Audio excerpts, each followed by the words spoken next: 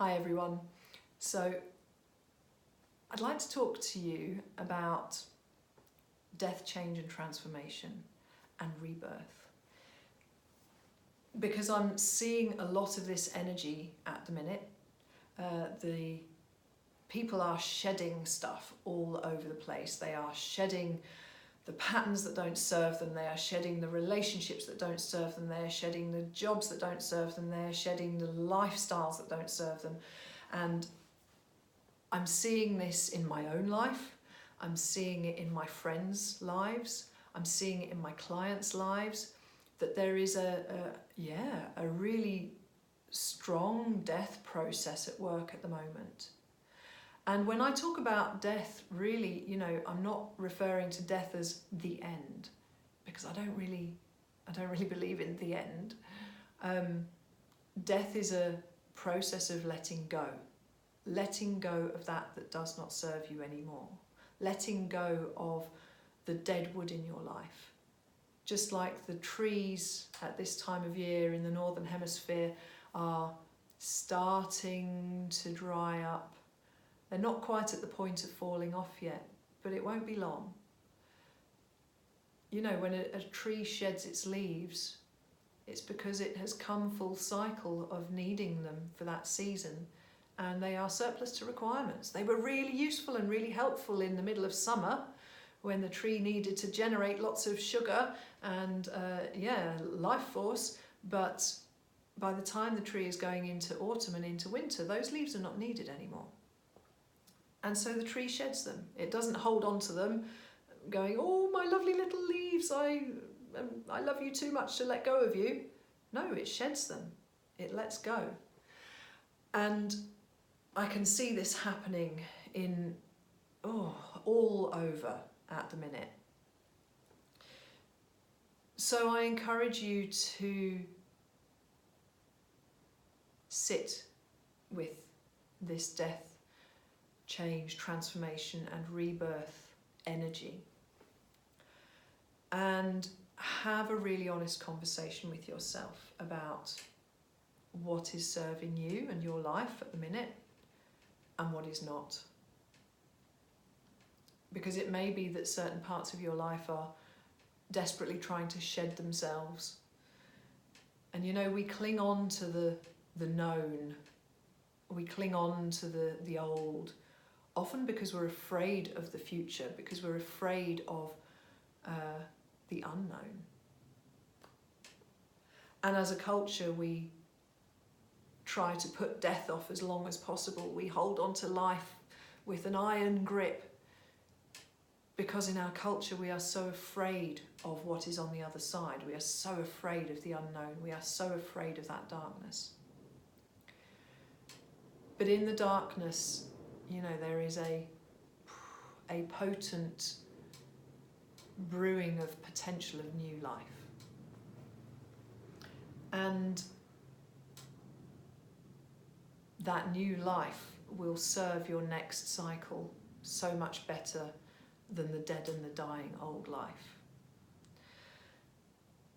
And so, I want to share with you a little bit of my own journey and process with this, really, because this is definitely going on in my life, and this will affect how you see me in the future and the kind of work that I bring to you, the content that I bring to you, and the focus and the context of it.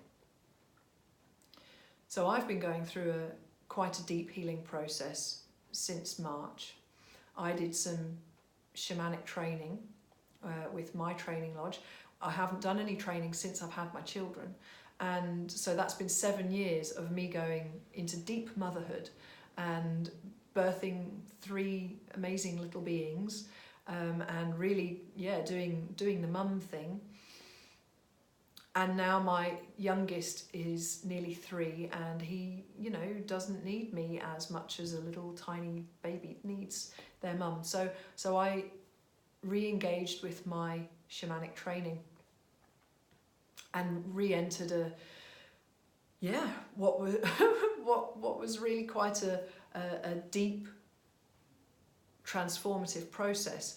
And that process has been going on for me through since March through until now, which is another reason why you've not seen much of me, because I've been integrating, I've been processing a lot of that work, and it's been ongoing. I've been I did the training in March, but the work that I've been learning, the shamanic healing techniques that I've been learning around depossession and spirit clearing, I've been doing loads of that work for myself and for my clients. And yeah, it's been putting me through the ringer a little bit, really, if I'm honest. And I've also been teaching through that time and engaging with my own healing work through that teaching process. So it's been a really transformative time for me. And I've come to a point where I am ready to let go of a few things now. And that is very much a part of the work that I present to the world. For a long time, for about 10 years now, I've been specialising in women's work, in womb healing, in shamanic womb healing and womb clearing. And I felt a very strong calling to this branch of healing work. And almost like a passion, but almost an obsession as well. And I recently did some work with one of my my year-long program students to clear soul contracts that don't serve us any longer. And I was shown a soul contract where I was shown myself as a priestess many thousands of years ago, taking vows to serve women and the goddess. And in this journey, I was told that these vows no longer serve you. And I sat there and I thought, wow, so much of my work is entwined with women and wombs and the divine feminine. What am I going to be doing if that's not it? And I said to my guides who I was journeying with, but I really like holding sacred space for women, and that fulfills me a lot. And they said, yes, but currently your soul is bound to it. And this is not a place of choice, this is a place of duty. If you release these soul contracts that bind your soul to women and the service of women and the sacred service of women, then you can still do that work, but you're not bound by it, or you're not bound to it. You will then be coming at it from a place of choice rather than duty. And so I said, okay, clear it, let it go. And ever since then, my desire to do women-oriented work has been ebbing away. And what has replaced it is a deep knowing and understanding that the techniques and the practices that I have used to heal women, to work with women, to heal themselves, are desperately needed by men. And for all the time that I've been working with women, I have resisted working deeply with men. I have male clients and I have guided them through their healing work, but I've never included men within my workshops. It's always been focused on women, and now I'm getting a very, very strong desire to open my work, my teaching work, to men. And I feel like I am in a space now where I can hold sacred space for both women and men. So that is a rebirth for me. It's a restructuring of the framework that I've been working with. It's a refocusing and an opening of my work and the people that I am wanting to engage with and wanting to work with. And my specialism, while I've worked with women for so many years, really is around healing violence or healing the effects of violence and trauma and sexual violence and abuse. And I've been very clearly told and guided that this is the part that I also need to open to men as well. I've worked extensively with women in this area over the years. I know how wounded women are in this department. Women continue to be regularly and routinely violated and abused and traumatized by all kinds of different violence. But men do too. And often their wounds around violation and abuse and sexual abuse, often as children, are not as acknowledged as women's are, because the women's wounding is, by comparison, such a greater scale of numbers. But we are all wounded. Violence wounds everybody, men and women.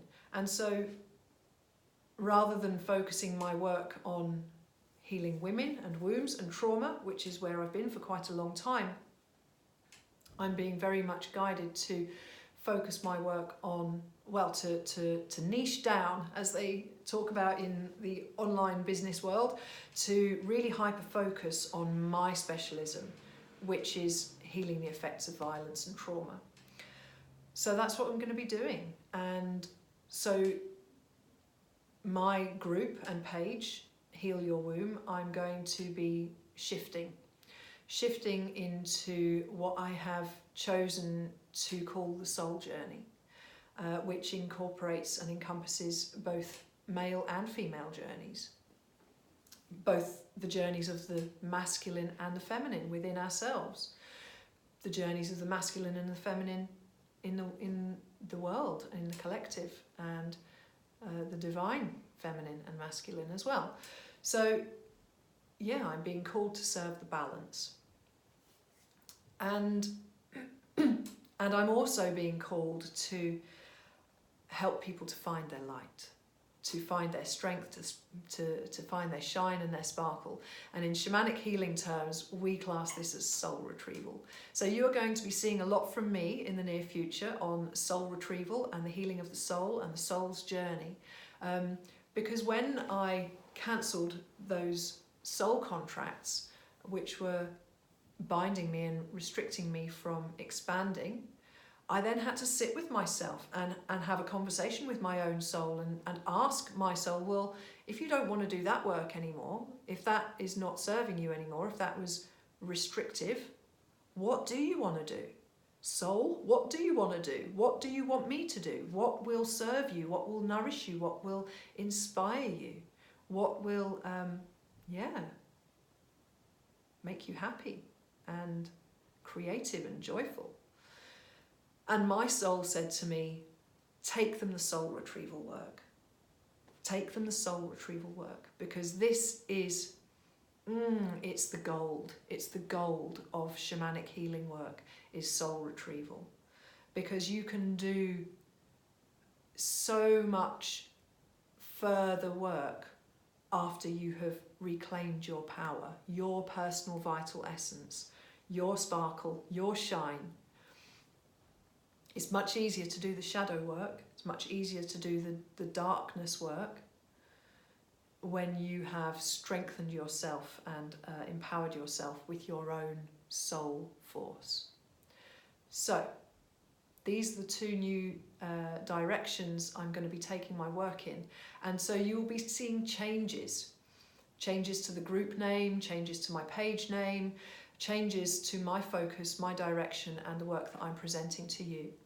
And yeah, this is part of my own process of healing, of death, change, transformation, rebirth. And after learning all sorts of different healing practices over the last 20 years and engaging with them all the time, regularly and routinely, what I have learned from that is that you never really stop shedding and growing. It is a part of life. It's the natural cycle of life. You are always going to be letting go of that which does not serve you and growing into the new, shinier you. And if you're not doing that, you are slowly dying. So, yeah, here's to the next round. Here's to shedding the old skins and growing and expanding into the shiny new skins. I'm going to leave you with that, and I wish you all much love and blessings on your soul journey. Bye.